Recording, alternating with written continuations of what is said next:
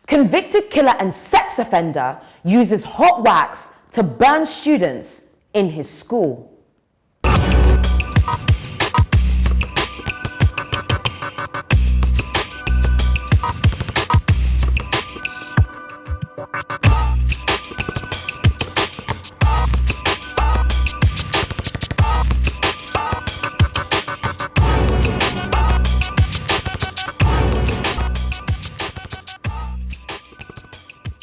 Hello, my name is Nissy Tee and welcome to Watchman News. Breaking the breaking news. Haiti, the Caribbean country with an area of 27,750 kilometers squared and with a population of over 11 million, and one of the only Caribbean countries to have fought off slave owners and established what is widely known as the first black independence in the Haitian Revolution of 1804. And yet today, protests continue across the country as people demand that the current president, Jovenel Moïse, step down from his presidency. For the past 3 weeks, people have spilled out into the streets in protest of incumbent president, who they say has completed his 4-year term and needs to step down. It seems, however, that Moïse has served only 4 years of the usual 5-year term and says that his term actually ends in 2022. A view that it seems that the United States, the United Nations, and Organization of American States all seem to agree with and support.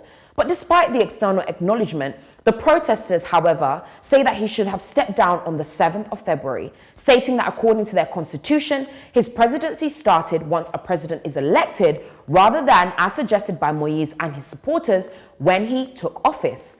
Despite those recent protests, however, it seems that the Haitian people haven't necessarily had confidence in President Moïse, as many have claimed that his way of ruling have actually been more of a dictatorship rather than anything democratic.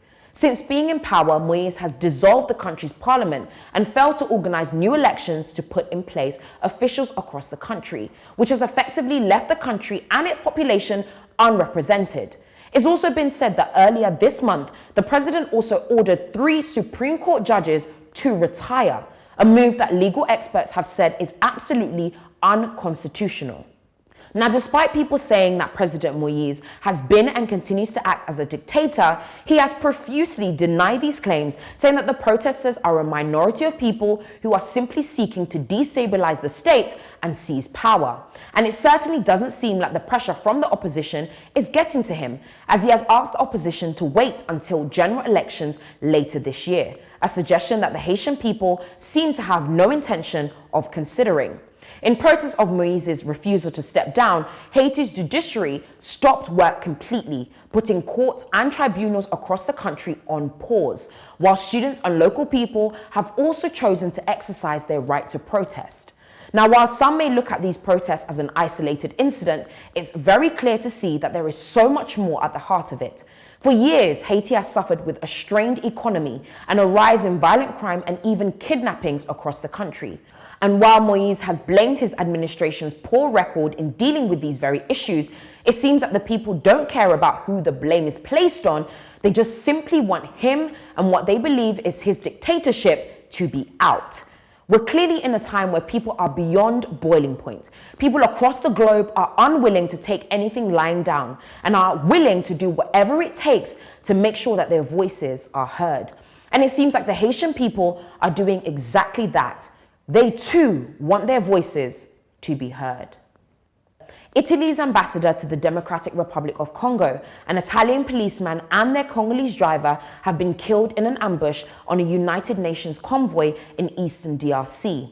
According to the United Nations, Ambassador Luca Atancio was traveling from the city of Goma, an area of the Congo that has been torn by war and violence for many years, in order to visit a World Food Programme, WFP, a school feeding project in Rutshuru. The car was attacked, and while some, like the Italian ambassador, weren't so lucky, others who were also traveling with the delegation did sustain injuries but managed to survive. According to survivors, the rebels, who for many years have seized power from the government and tormented the local community, had allegedly stopped the WFP convoy with bullets before bringing the passengers out of the vehicle itself, including the ambassador, and taking them into the bush. A few minutes later, it said that they then killed the Congolese driver and the ambassador's bodyguard. The rebels wanted money, a common theme for rebels in a country where nearly 3/4 of its population live in complete poverty. While it's said that $15 billion is drained from the Congolese economy every single year due to widespread fraud at the hands of officials and those in positions of power. The Democratic Republic of Congo has a long-standing history of violence and disruption, perhaps trickles of the effects of its colonial past, or perhaps because Congolese leaders have continued to ignore the people's plight whilst indulging in greed and under-the-table deals with foreign figures and other countries. As a result of severe poverty and instability, rebels have torn apart places like Goma and used things such as rape as a tool to further deepen the great wounds that exist in the Congo.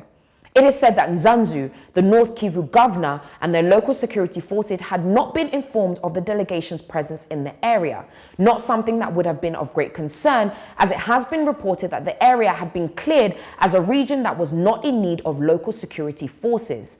Nzanzu said that Mr. Atencio was hit by bullets fired by the attackers during an exchange of fire between the rebels and Virungu Park Rangers who support the DRC's armed forces when they were alerted of the attack. There's a scripture in Proverbs 6 verse 16 to 17 that says, "There are 6 things the Lord hates, 7 that are detestable to him: haughty eyes, a lying tongue, hands that shed innocent blood." Now, while I can't tell you anything about Mr. Atencio and his heart, something that can't be denied is that in the years of which Congo has been ravaged by war and the effects of poverty, innocent blood has indeed been shed. And while the world continues to pretend it's not happening, the blood of those innocent is crying out, just like Abel's blood in the book of Genesis. And one day soon, there will be a call to those that have turned a blind eye for so long to finally do something about it. Now, talking of blood, many of you may find this next story extremely disturbing. A convicted killer and sex offender by the name of Sergei Pimenov allegedly forced children to undergo initiations that included sexually assaulting them and using hot wax to brandish satanic symbols on their bodies as a part of what he calls his sorcery classes in his sorcery school. According to reports, the 44-year-old had the audacity to advertise his sessions online, and get this, after being released from prison on parole just last year. He felt no type of way to go online and state that he accepted, and I quote, boys from 12 to 18 years old for free education in what he calls his magic school. However, in order for these boys to become a part of his magic school, they had to undergo an initiation that I can only call disgusting, let alone brutal and barbaric. A 15-year-old boy recalled his traumatic experience, saying that he went for the classes with Pimenov and was subjected to a brutal initiation ritual. He was taken to a nearby forest at Dolgoprudny near Moscow, Russia, and was lashed with a stick on his chest and back. Pimenov then proceeded to light a candle and burn a star, a satanic symbol, right on the wounds where he had just received the beating. The teenager later told law enforcement that he was then sexually abused by the suspect. Another victim, also aged 15, also decided that he wanted to be part of Pimenov's magic school and was beaten with a stick on each side of his body, a reported 180 times, before also being sexually abused. According to the first child, who of course remains unnamed, Pimenov had seemingly cured his mother of an illness and gotten his girlfriend back using spells.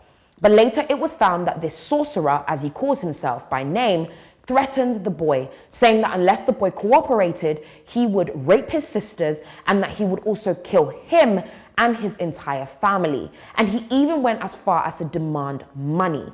However, despite the threats, the boy was brave enough to tell his stepfather and later his mother, which led to Pimenov being held by police on suspicion of sexual abuse against underage boys. Now, satanic ritual abuse is something we have been talking about right here for a while now. And if you haven't watched it already, please do watch the interview with our very own Tomi Araimi and a wonderful woman by the name of Alex, who shared her story in relation to satanic ritual abuse. Please do feel free to click the link in the description box below where you can watch it. Now, this is very much a real thing and something that a lot of people go through. But again, something that a number of people also seem to turn a blind eye to. Now it's happening every single day, not only at the hands of people like Pimenov, but also at the hands of those that hold great power in our societies. People in power, people in parliaments, people with authority. Now that it's being highlighted on mainstream media, perhaps you also begin to believe that it's actually a real thing, not just something that those Christians over there talk about. Now, nobody, absolutely nobody, let alone a child, should have to go through this. And again, like was said earlier, we're coming to a time where those that have turned a blind eye will finally begin to see that ignorance is no longer bliss. Gone are the days that we could just pretend that it didn't happen in order for us to sustain equilibrium in our own lives.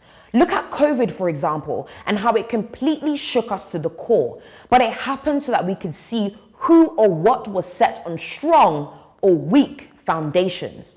For so long, we've been caught up in the monotony of life, going about our business day by day, pretending like grave injustices and deep-rooted satanic activity just like this doesn't exist. Where if there was ever a time for us to wake up, for the church to wake up, for people across the globe to wake up, it really is right now.